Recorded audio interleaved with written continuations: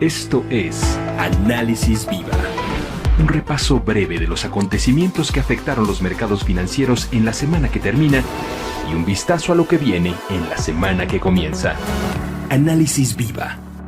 ¿Qué tal? Bienvenidas, bienvenidos. Mi nombre es Salvador Leal y les doy la bienvenida al podcast semanal de la Bolsa Institucional de Valores, Análisis Viva. El día de hoy nos acompaña Alonso Cervera. Él es economista en jefe para América Latina en Credit Suisse. Alonso, muchas gracias por estar con nosotros en este Análisis Viva. Gracias a ustedes por la invitación. Platiquemos y comencemos esta plática, si te parece bien, con el reporte del PIB a 2020. Claro, bueno, se reportó jueves 25 de febrero, el INEGI ya nos dio el reporte final al cuarto trimestre del 2020. El reporte arroja cifras muy similares a las que había publicado el INEGI de forma preliminar y básicamente el resumen para el 2020 es que nuestro PIB real se contrajo en 8,5%, ya una vez tomando en cuenta el año bisiesto, fue una caída del 8,5% del PIB real en 2020, que otra vez ya lo había telegrafiado o reportado de forma preliminar el INEGI. Creo que para el 2021, que es lo que nos debe interesar más, bueno, ¿cómo pinta? Pues la realidad es que vamos a tener un efecto base muy favorable. ¿A qué me refiero con esto? El PIB el año pasado se nos cayó muchísimo en el segundo trimestre y se recuperó en el tercero y en el cuarto trimestre. Si nos imaginamos el nivel promedio del PIB para el 2020 es un nivel mucho más bajo del nivel en el que cerramos. Entonces, con que la economía mexicana no caiga en 2021, si nos mantuviéramos al mismo nivel que cerramos 2020, pues tendríamos un crecimiento promedio de 3,5%. Entonces no va a ser difícil crecer en México, reportar tasas positivas de crecimiento en este 2021. Si podemos crecer de forma secuencial, estaremos hablando de un crecimiento de un 4, 4,5, 5, pero otra vez lo que hay que recordar es la base de comparación nos va a ayudar mucho y casi que el 3,5 de crecimiento ya lo tenemos garantizado con tal de que no caigamos en 2021. En términos de empleo, ¿cómo ves esta situación, Alonso? Yo creo que ese es uno de los retos mayores que tenemos en la economía. Hoy el INEGI también publicó cifras a enero y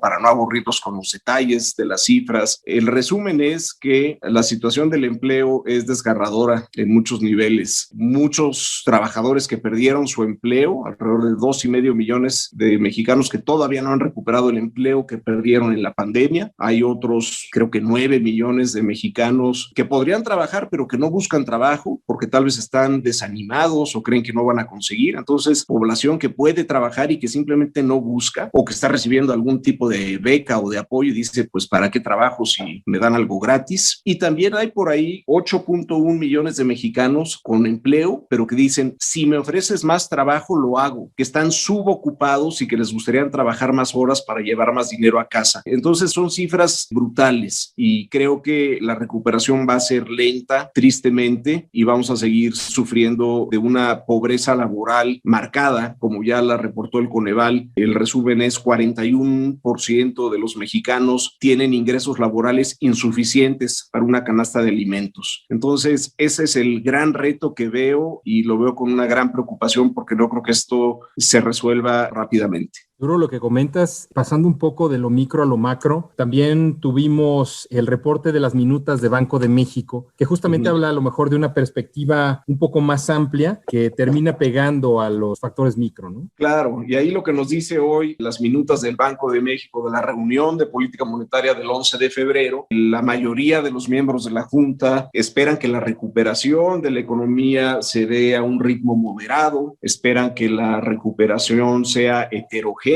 con un sector externo fuerte, pero todavía con un consumo privado, una inversión privada en niveles por debajo de la pandemia. Entonces, pinta para que 2021 siga siendo un año, o sea, un año con una economía que marcha a dos velocidades, con el sector manufacturero, con vocación exportadora siendo el ganador, favoreciéndose de una economía americana que va a crecer al 5,7% según nuestras estimaciones, y con muchos sectores aquí internos entornos en nuestro país todavía muy amolados, todavía muy afectados si pensamos en el sector de entretenimiento, esparcimiento, hotelería, restaurantes. La clave para que todos estos sectores en servicios se puedan recuperar y puedan crecer son las vacunas, y tenemos que estar vacunados para poder salir con confianza, poder gastar, poder transportarnos y no estar viviendo con miedo. Y aquí el reto mayúsculo para la autoridad en México es la vacuna, que lleguen, que la apliquen rápido, y ahí también es un reto enorme que vamos a vivir y enfrentar en 2021. Totalmente de acuerdo, Alonso. Hablando un poco más también acerca de Banco de México, tuvimos también conocimiento acerca de la encuesta que ellos realizan de manera periódica. ¿Qué hallazgos nos puedes dar de lo que se publicó? El Banco de México la publica mes con mes. Justo ahora están levantando la del cierre de febrero y nos van a publicar, creo que es a principios de marzo, no sé si el 2 o el 3 de marzo, los resultados. Y ahí lo que yo esperaría ver es estabilidad en los pronósticos del crecimiento del PIB, alrededor del 3,5%. Puede que haya algo de mejoría. No sé si capte la encuesta en los resultados de esta mañana del INEGI. También, como las cifras de inflación no han sido muy sorpresivas, yo también esperaría ver estabilidad en los pronósticos de inflación, con una inflación de cierre para este año ligeramente inferior al 4%, y también bastante estabilidad en los estimados de qué va a hacer el Banco de México. La encuesta más reciente marca que el Banco de México pueda bajar la tasa una vez más en 25 puntos base. Esa es mi opinión también, que tal vez en marzo tengan espacio. En fin, yo creo que es un ejercicio muy productivo el que hace el banco, muy completo. Somos más de 30 economistas los que participamos, y bueno, es una buena referencia para ver cuál es el sentir de los economistas, que somos apenas una parte del mercado, sobre la perspectiva económica para nuestro país. Con esta perspectiva, Alonso, ¿cómo ves los indicadores de confianza del consumidor en el mediano plazo? Después de una caída brutal que vimos producto del confinamiento en marzo y en abril del año pasado, se ha empezado a estabilizar, rebotó la confianza, pero sigue en niveles bajos. Seguimos por niveles muy debajo previos a la pandemia, y algo que pesa en el sentir del consumidor en México es su capacidad para poder hacer gastos en bienes duraderos, hacer compras mayores de artículos electrodomésticos, en fin. Creo que el consumidor en México todavía se siente incómodo, probablemente ha sufrido una pérdida de empleo, una pérdida de un ser querido, ha bajado su nivel de ahorro porque ha bajado su ingreso. Entonces va a ser una recuperación gradual. Estas cifras de confianza del productor, del consumidor, se reportarán también a principios de marzo, y en general yo creo que hasta no, como lo decía, hasta no tener las vacunas en la mano y ya adentro del cuerpo, no nos vamos a poder sentir cómodos,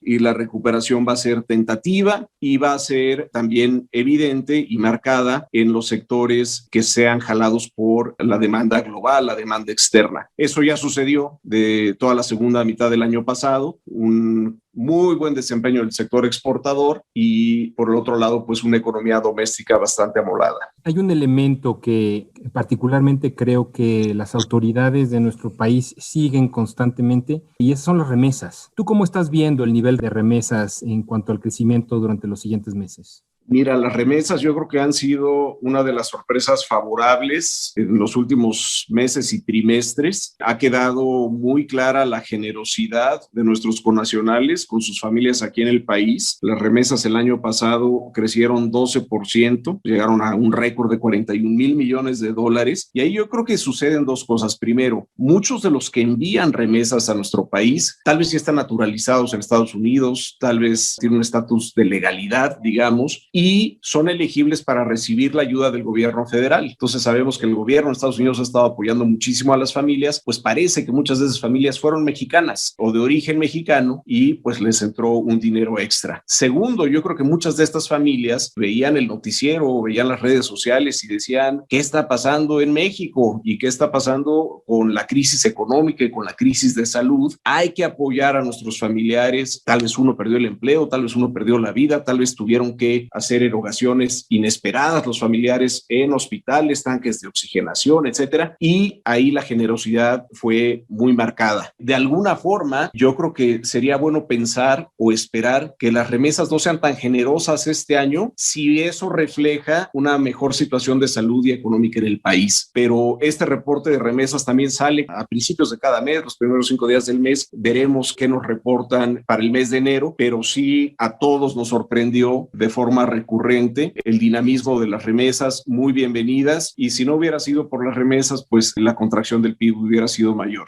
Y termino con esto para no alargarme. Qué bueno que estén las remesas, qué bueno que apoyen las familias de mexicanos afuera a sus familias aquí en México, pero no caigamos en el error de pensar que un motor de crecimiento o un pilar en nuestra economía son las remesas. Y eso ya sabemos que a veces así lo piensan en el gobierno y bueno, creo que nos deberíamos de quitar de esa idea. De acuerdo, Alonso.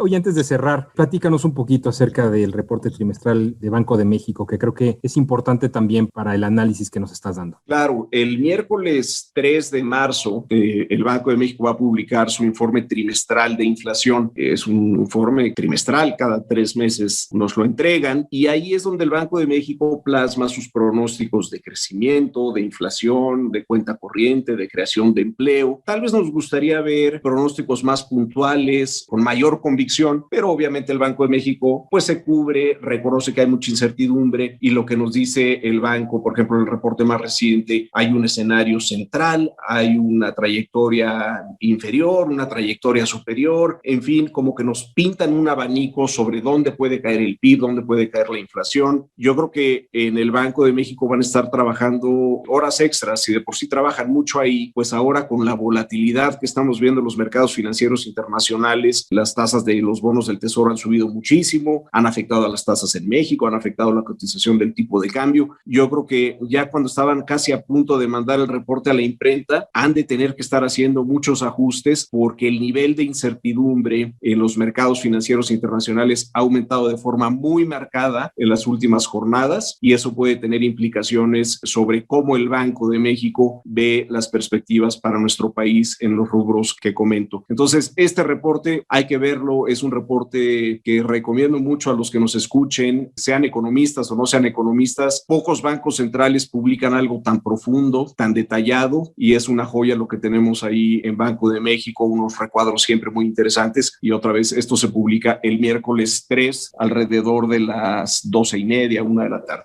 Alonso, muchas gracias por este interesante análisis que nos das en términos económicos y financieros en la semana que está terminando y la semana que comienza. Te agradecemos mucho por habernos acompañado en este episodio de la segunda temporada de Análisis Viva. Gracias a ustedes por la invitación y cuídense. Él es Alonso Cervera, economista en jefe para América Latina en Credit Suisse. Y a ustedes, muchas gracias también. Nos escuchamos la próxima semana.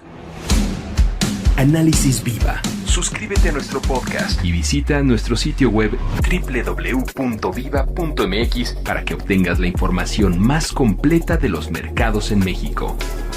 Análisis Viva es una producción de la Bolsa Institucional de Valores.